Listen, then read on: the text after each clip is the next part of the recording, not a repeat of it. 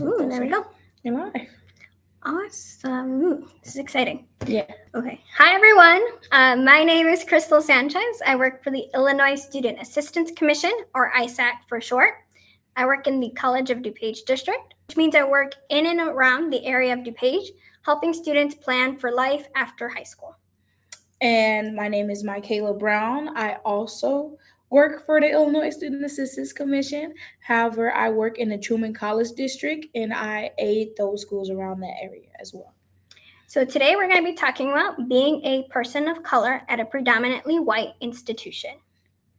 So to get us started, okay, you want to get us started? No, you can go first. All right, I'll go first then. So one of the biggest pieces of advice I would give when you're going to a predominantly white institution is finding your people. It is really sometimes a lot when you go into a new campus. You're seeing so many new students, so many new people. You feel like a very small fish in a big pond. And it is really important to find your people, find people of your same cultural group, find people of other cultural groups that are also people of color. Find those spaces where you feel valued and your identity is accepted and valued and celebrated. It really helps make home away from home seem more like a real thing. It makes it feel so much more like you belong when you have people to talk to and share your struggles with and triumphs with. And especially those people who culturally know what you're going through and who can relate to that culture, or even cross-culturally, have someone to compare and contrast experiences with. Yeah, and one of the things that you can do when finding your people, I would say the first step is look for those organizations on campus. Like earlier, me and Crystal talked about like how I was a part of Black Student Union on my campus, and you were a part of. I did a lot of multicultural groups. Yeah. I was a part of a whole bunch of them, so it's a long time to list them.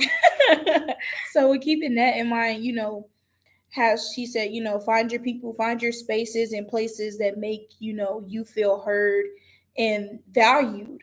So it's easy to find them, but it's also hard to make sure that is a space for you, because sometimes, you could be like, yeah, I identify as Black.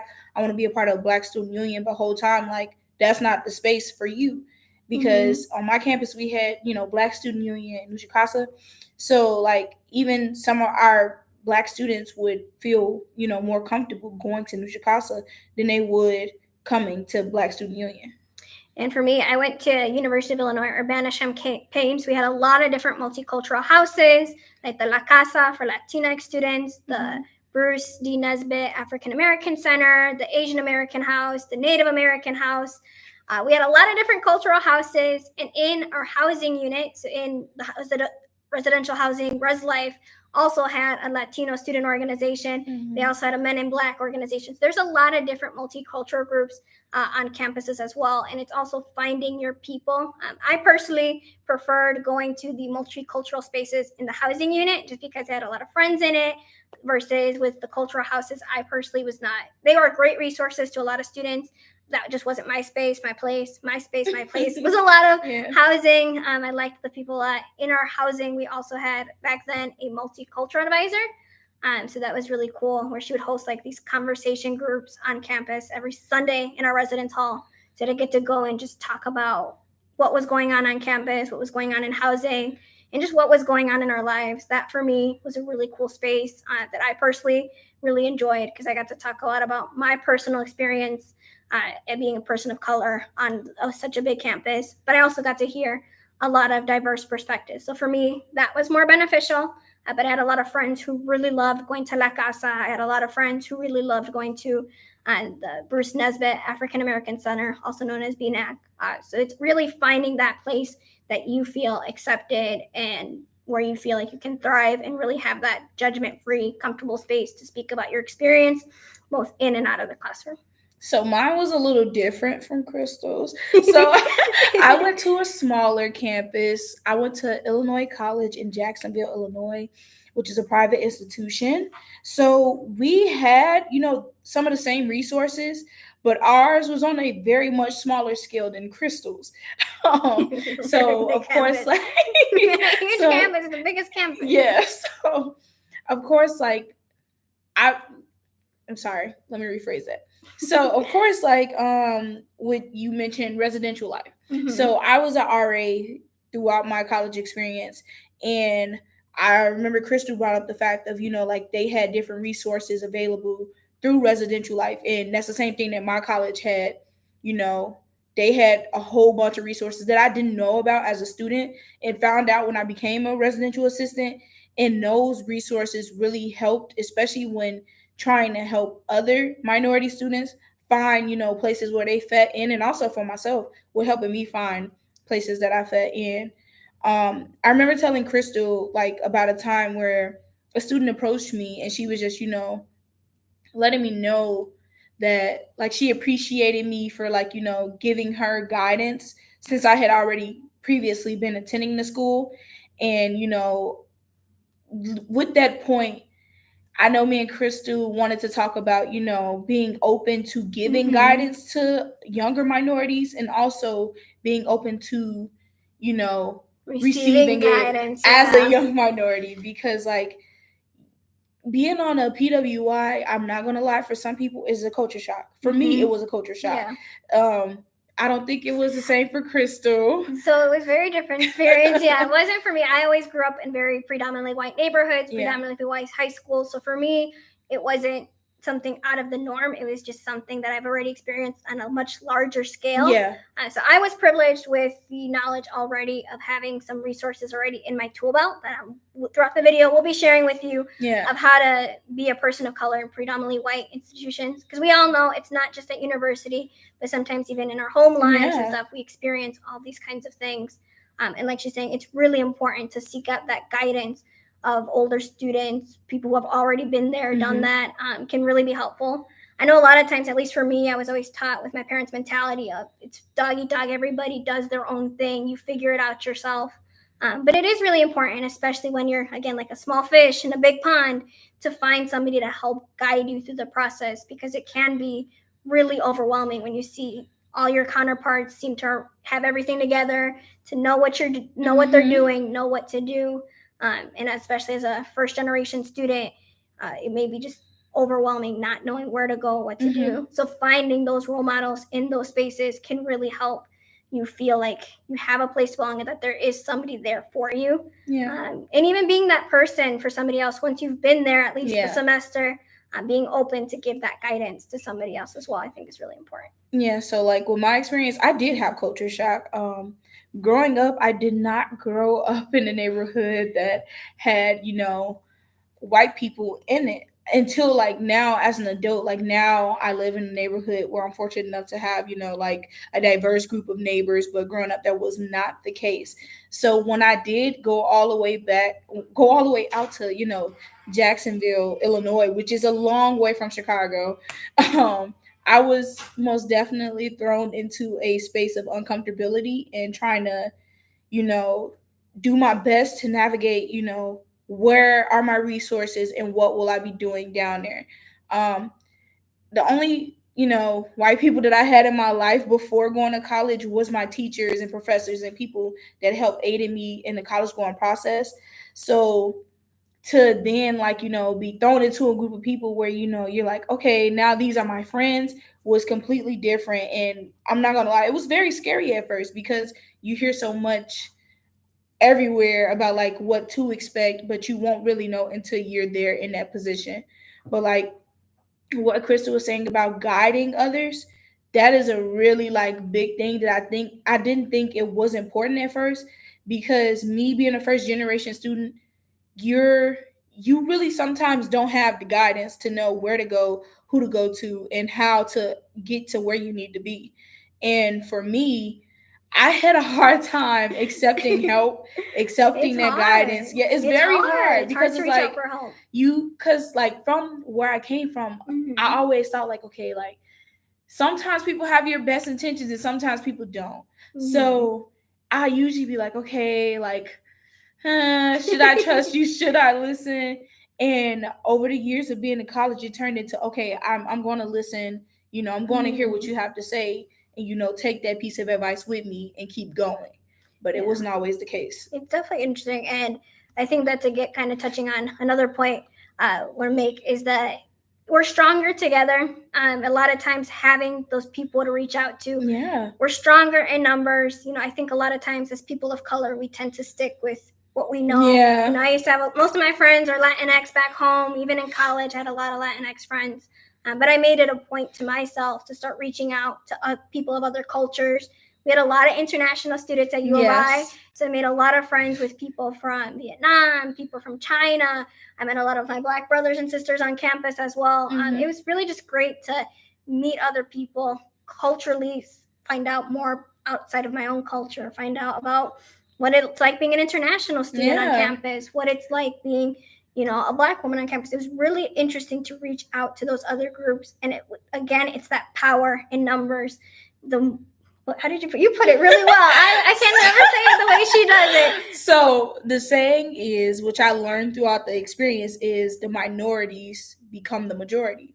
So when you're in spaces like, let's say your campus, for example, her campus is very big. So spread it out, of course, we're minorities. But when you bring them all together, they tend to make up the majority in that space.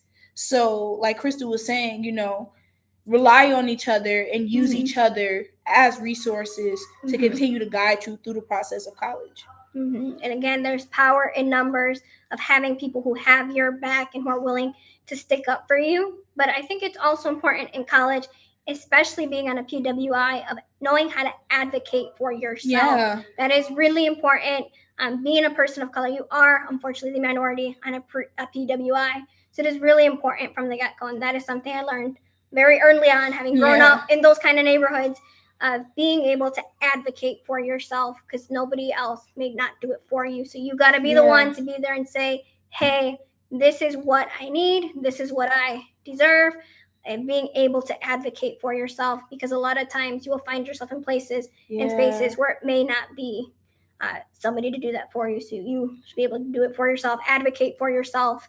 Or, get in a group and as a power in numbers, advocate for each other. So I think it's really important to learn those advocacy skills early on, of saying, hey, this is the way I should be treated, or hey, I don't like the way you said that. Please reword that. It's really important to advocate yourself, especially as a person of color, because you do deserve to be treated with respect. You deserve to be heard, and your identity deserves to be valued. And anything less than that, advocate for yourself. And I think at times, a lot of it, like when you don't advocate for yourself and negative situations tend to happen, I think that stems from a lot of ignorance. And more so like people don't know. They won't know until you tell them most of the time, because just how it's a culture shock for us, for some of them, they're like, whoa, like I didn't expect to see, minorities here or people of color here on my campus. So you also have to keep that in mind too. And that's not me saying that you need to educate them, but you can politely, reinforce, ideas, and also advocate for yourself, how Crystal was saying. Because I think the example I gave, like a lot of times, like sometimes people don't know like what microaggressions are, or they don't know like how they may be coming off because they've grown up a certain way. And everybody has their own backgrounds of how they grew up, because I know for a fact like Crystal's is most definitely different from mine. So like a prime example was like we were talking about microaggressions in res life training, and somebody didn't know that maybe touching my hair was offensive to me. And of course in that moment it was explained to them like, hey, you can't do XYZ because this is how it makes me feel. And it's up for them after you said information what they will do with it. But you are not Google. You are not an educator, a teacher on everything as far as like your culture and race or whatever.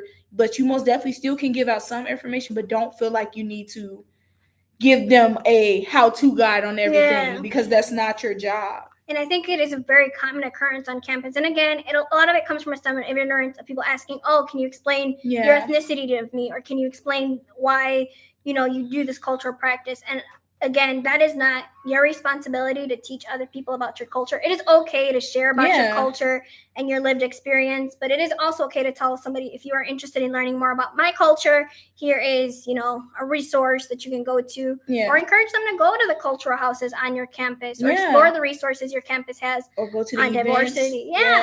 I think that is something really important that I had to learn on that campus. It's okay to advocate for yourself, but it's not okay to be made to be like the spokesperson for your culture or your race. You are not the spokesperson. There's TikTok videos, there is, Instagram, and YouTube, honestly, Facebook, there are really anything. great resources out there. But it is important to advocate for yourself, but making sure you know that line between advocating and educating and just being the sole spokesperson. Yes, having those boundaries in place for sure. That's a big thing. Yeah, it is okay again to educate. Like for me, one thing I used to get commonly is, where are you from? And I would say, I'm from the United States, and they would say, well, where are you really from? And that is something where I would advocate and remind them that just because I am a person of color does not mean I am not from the United States. Exactly. I identify as Latinx. I'm a very proud Latinx woman. Half Guatemalan, half Salvadorian queen. I love it. But it would also be, I encourage people to reach out to the cultural houses to learn more about Latinx culture. Would mean advocating for myself, reminding them, just because I'm a person of color doesn't mean I am an immigrant. But by the same token, not going to spend all that time educating them when they can reach out to other resources to learn more about my culture and spaces and places. Yeah, and I think another thing that we was touching on was just being open to new things, like you mentioned at the beginning, like just I'm sorry, just seeing what's out there for you and finding a safe space for you, because that's like a key important thing. Like, when you go away to college, that is your home away from home. So it is very important that you do find spaces where you feel safe, heard, seen, and understood. And also to find those spaces where you can find a home away from home. Because I know one of the number one things I missed from home was the food. I missed the food. My taquitos, my tacos, like all the food my mama made every single day. I don't think I ever appreciated it as much as I did in college, because when you're without your mama's cooking, at least for me personally, I was a little bit homesick. So being able to find those spaces, I would sometimes get together with a group of my friends, and we would go to somebody's apartment and cook foods from home in our kitchen. Really helped make it feel like a home away from home. At U of I, they had a Lunch on Us series where the cultural houses would host the lunch, and they would have cultural food there. I know La Casa frequently would have like Puerto Rican food, Mexican food. BNAC, which was our Black student cultural house, also would have lunches with kinds of food, and it helped make that home away from home feel more like home, especially when you are so far away from all the good food, all the cooking. It would be really cool. And also to try cross-cultural dishes as well. I got to try some dishes from Vietnam and Japan and all these different places that I don't think I would have ever gotten to try outside of U of I. So it's really finding ways to connect not only with your culture in your new space, your new place, but also meeting other people and trying little bits of their culture too. It really helped make it a home away from home. And I think I definitely helped a lot having those institutes that have not only my cultural food, but also have food from other cultures as well. It was really fun. Yeah. It's so much that goes into being a person of color on a PWI, because you never know. If you haven't, been in that situation, you never know what can occur. Like, we've had like, we could go for days with stories. I've had, and this is not to like scare you away from it, but the main reason why I went to a PWI is to get out of my comfort, because I could have easily went to a HBCU, which is a historically Black university of college, but I chose to go to a PWI, predominantly white institution, because in moments of uncomfortability is where you grow the most. And I think if I would have went to a HBCU, I wouldn't be who I am today. And because I wouldn't have had the experience that I've had today. And that's not to knock anybody who went to a HBCU, but more so to say, like, my experience has helped me grow into a person I've never thought I would be. And I love who I am.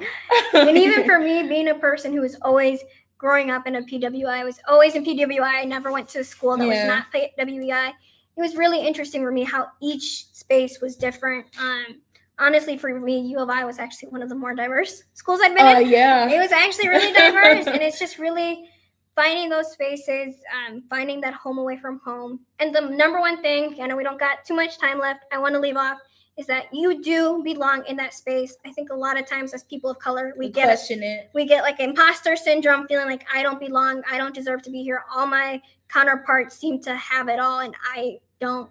But just remember, you are there because you are just as good as everybody else. You worked hard to earn your spot at your PWI. And never let anybody take that away from you because you worked hard, you earned it.